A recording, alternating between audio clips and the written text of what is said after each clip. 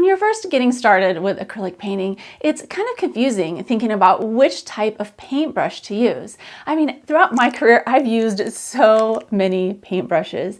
This is just a tiny portion of all the different types of brushes that I have tried out. But in this video, I'm going to simplify everything for you and show you the 3 brushes that I think every acrylic painter needs, especially if you're just starting out. First off, there are so many different types of bristles and hairs that are used in brushes, but I like synthetic brushes. So these are golden Taklon or nylon brushes. There's different colors of Taklon. I honestly haven't been able to see the difference in the performance of the different colors. The main idea here is that the synthetic brushes are very soft, and I love using soft brushes in my acrylic paintings because they don't leave lots of really harsh marks unless I want them to, but I can paint with nice soft areas. They're great for blending, great for details. They're just all around great brushes. The first must-have brush is a flat. Now this one that I'm using is a 1/2 inch flat. This is a level 2 brush I got from Michaels. It is a Zen Royal Land Nickel brand. I use it all the time in my paintings, whether they are 11 by 14, like small size paintings,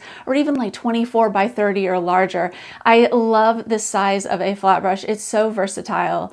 But you might want a larger brush if you are exclusively working on larger paintings, or a smaller brush if you're working like 8 by 10 or smaller and you want to get into more detailed areas. But the good thing about flats is that they come in all sorts of different sizes, from very small to much wider, and so you can choose the size depending on your needs for the size of painting that you're making. Next is a 3/8 inch angled shader. I love this brush. It is my favorite brush of all time. This is a level 3 brush I got from Michaels. It is an Artist Loft Vienna brand. So if you've watched any of my other videos, you've probably heard me extolling the virtues of the 3/8 inch angled shader, but I just love this brush.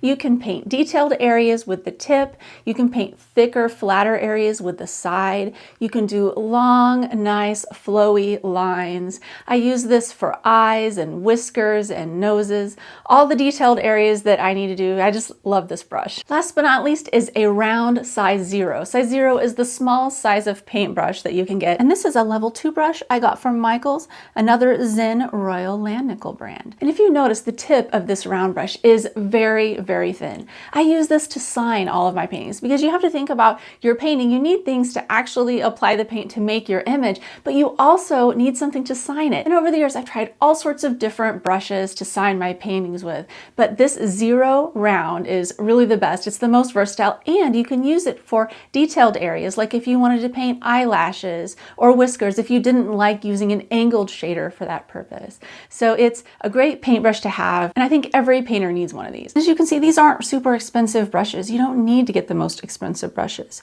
for painting in acrylics. The main thing, you want to get good enough brushes that the bristles are not coming out when you pull on them lightly. If they come out, they'll get in your paint and that will look bad. Next, you might like to learn some tips on how to blend your paint, how to make flat areas of color, even how to thicken your acrylic paint. I've made a playlist. You can watch it here.